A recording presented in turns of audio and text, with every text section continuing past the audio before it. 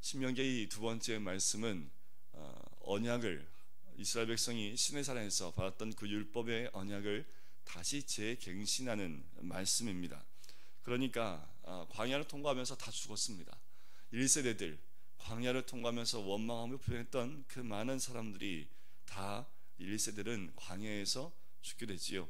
1.5세대와 2세대가 가나안 땅을 바라보며 이제 이 모압 평지 가운데서 가나안 땅을 바라보고 있습니다. 40년 끝에 이제 눈앞에 그 광야가 있어요. 그 광야를 누가 바라보고 있습니까? 이 모세가 바라보고 있습니다. 모세가 그렇게 가고 싶었던 그 가나안 땅을 지금 모세가 눈앞에 두고 있는 거지요. 그런데 들어갈 수 없어요. 들어갈 수 없는 그 마음, 안타까운 마음 가운데 어떠한 안타까운 마음이 있냐면 이런 겁니다. 내가 40년 동안 이 이스라엘 민족과 함께하며 하나님의 음성을 들려주었는데도 불구하고 이스라엘 민족이 끝없이 원망하고 불평하고 또 우상을 섬겼던 그들의 모습을 보면서 너무나 안타까운 마음이 있는 거지요. 어떻게 하면 좋을까?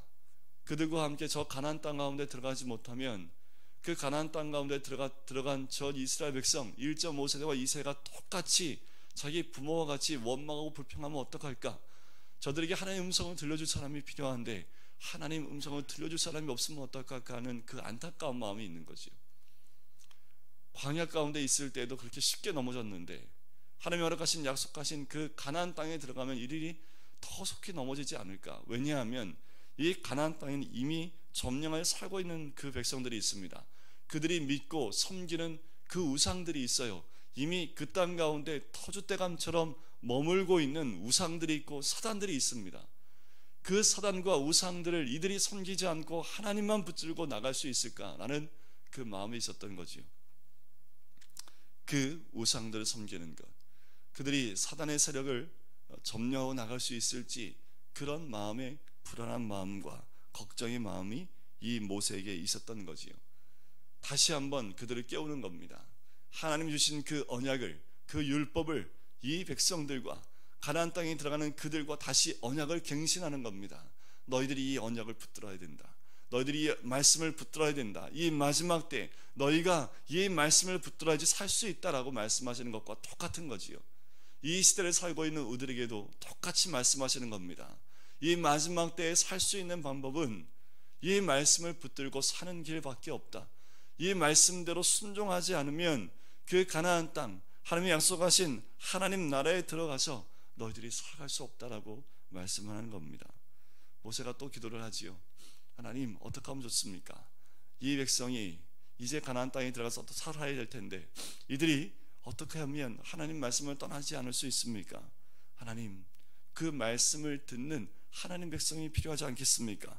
하나님, 그 간절한 마음으로 기도할 때 아마도 하나님이 이런 마음을 또한 이런 응답을 주신 것이 아닌가라는 생각이 들어요. 15절 말씀입니다.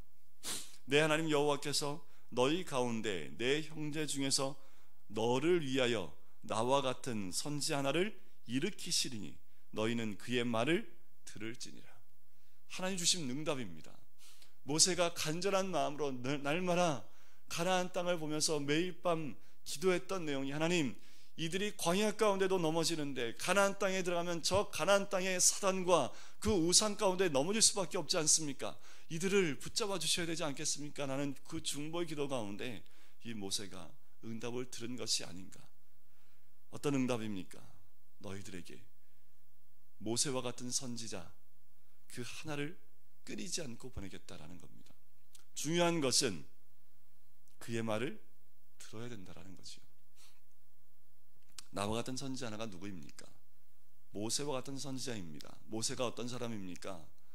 40년 애굽에서 훈련을 받았고 또 40년 광야에서 훈련을 받아서 애굽에서 이스라엘 민족을 들고 나올 때에 그의 말이 땅에 하나로 떨어진 것이 없습니다. 10가지 재앙 한 가지 한 가지 할 때 하나님 앞에 나아갈 때 모세가 뭐라고 했습니까? 내 말이 어눌합니다. 다른 사람을 보내달라고.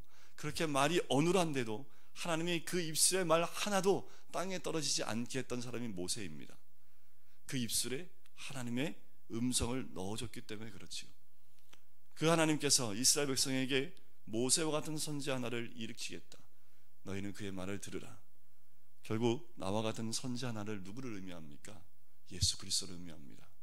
그래서 어떤 학자들은 이 모세가 받았던 그 능력, 모세가 행했던 그 놀라운 능력은 예수 그리스도를 통해서 온 능력이다 라고 이야기를 합니다. 모세가 받았던 그 능력은 바로 예수 그리스도, 말씀이신 예수 그리스도를 통해서 이 땅 가운데 나타날 그 능력을 모세가 힘입어서 했던 능력이다, 그 언어이고 또한 선포였다 라고 이야기를 합니다. 사도행전 3장에 보면 베드로가 솔로몬 행각에서 했던 그 선포했던 메시지 가운데 이 모세의 이 15절 말씀을 그대로 선포하고 있습니다. 바로 그분이 메시아 예수 그리스도임을 이야기하는 거지요. 또한 이 나와 같은 선지자 하나를 이야기할 때는 이스라엘 민족 가운데 끊이지 않고 하나님의 선지자를 보내주겠다, 모세와 같이 하나님의 음성을, 하나님의 말씀을 담고 있는 그 한 사람을 끊이지 않고 보내주겠다라는 그 음성의 말씀입니다. 지금도 변함이 없습니다. 이 시대에 또한 우리의 삶 가운데 하나님의 선지자를 보내주시지요. 아니요, 더 나아가서 이 신약 시대에는 하나님이 세우신 왕 같은 제사장, 또한 선지 역할을 감당하는 사람들이 누구냐 하면 예수 그리스도를 믿는 모든 그리스도인들 한 명 한 명을 그렇게 세우겠다 말씀을 합니다.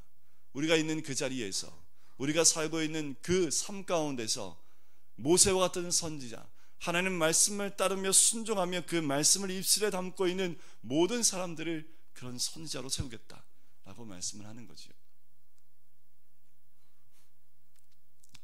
하나님께서 세우기를 원하는 그 선지자 한 명은 지금도 하나님 말씀에 순종하는 그 한 사람들입니다. 너희는 그의 말을 들을지니라. 중요한 것은 들을 귀가 있어야 된다라는 거지요. 이 마지막 때에 주의 음성을 들을 수 있는 들을 귀가 열리지 않으면 아무리 선지자를 보내도 그 말씀에 귀를 열지 못한다라는 겁니다. 여러분들, 이 시대가 점점 끝을 향하여 달려나가고 있는 것이 아닌가라는 생각이 들어요. 어떤 분들은 남북이 통일되면 주님 오신다라고 얘기하시는 분들도 계세요. 맞을지 모르겠습니다. 그런데 보면 하나님의 움직임이 있습니다. 하나님이 이 시대를 움직이고 있는 움직임이 있어요. 어둠의 세력이 움직이고 있지만 결국 그 모든 결과는 하나님이 내시는 거지요. 어떤 기도하는 분들은 지금 남북의 움직임이 하나님 뜻대로 움직이고 있지 않다라고 하시는 분들도 있습니다. 그러면서 어느 한순간 하나님이 역사하시면 이 모든 판세가 하나님이 원하시는 것으로 완전히 돌이켜 가실 것이다 라고 이야기를 하는 분들이 있습니다.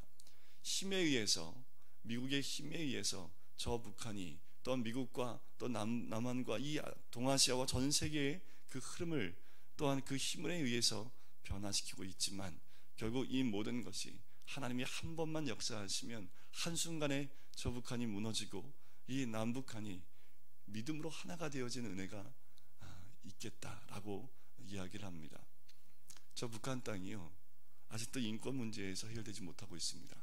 그런데 인권 문제는 전혀 언급이 되지 않고 있어요. 핵만 없어지면 되는 게 아니거든요.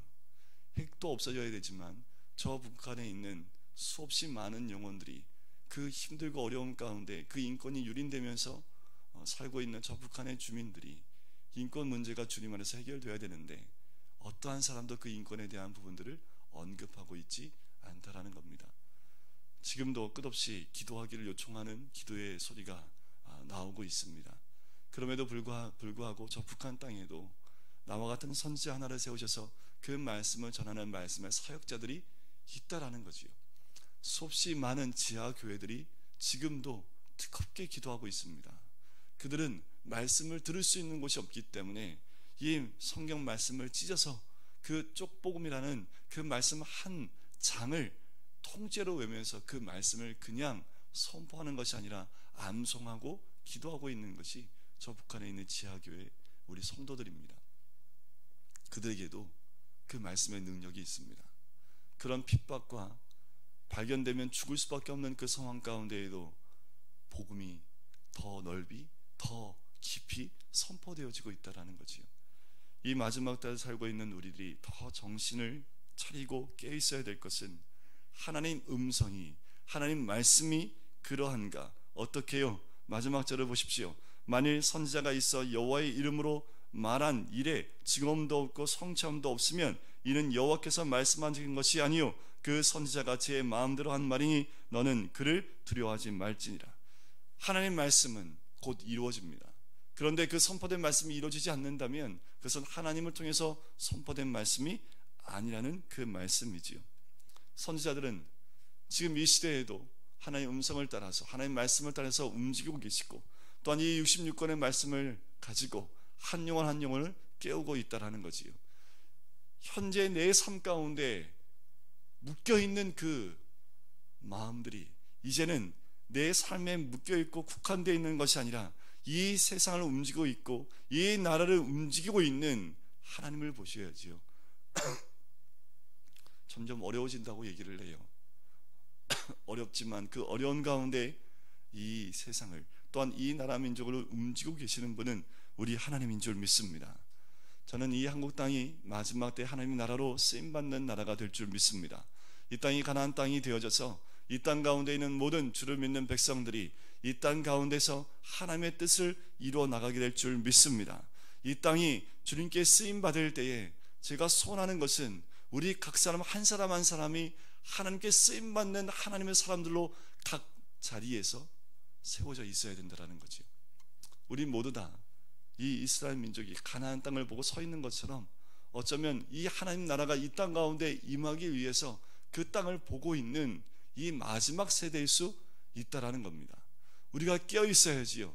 이 마지막 때에 깨어서 하나님의 음성에 귀를 기울이고 하나님의 말씀하시는 그 말씀을 들을지니라 라는 그 말씀처럼 하나님이 마지막 때에 주시는 그 음성, 이 마지막 때 우리가 어떻게 살아가야 되며 하나님의 말씀에 어떻게 순종해야 되며 우리를 어떻게 쓰길 원하시고 계시는지에 우리의 마음을 두셔야 됩니다.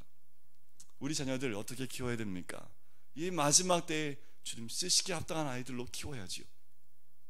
우리가 맡고 있는 사명이 바로 우리가 이 말씀 가운데 서 있는 사람들, 이 나라 민족을 위해서 외치며 선포하며 중보하고 기도하는 이 모세와 같이 주님 앞에 두 손 들고 기도하는 하나님 백성이 되어야 될 줄 믿습니다.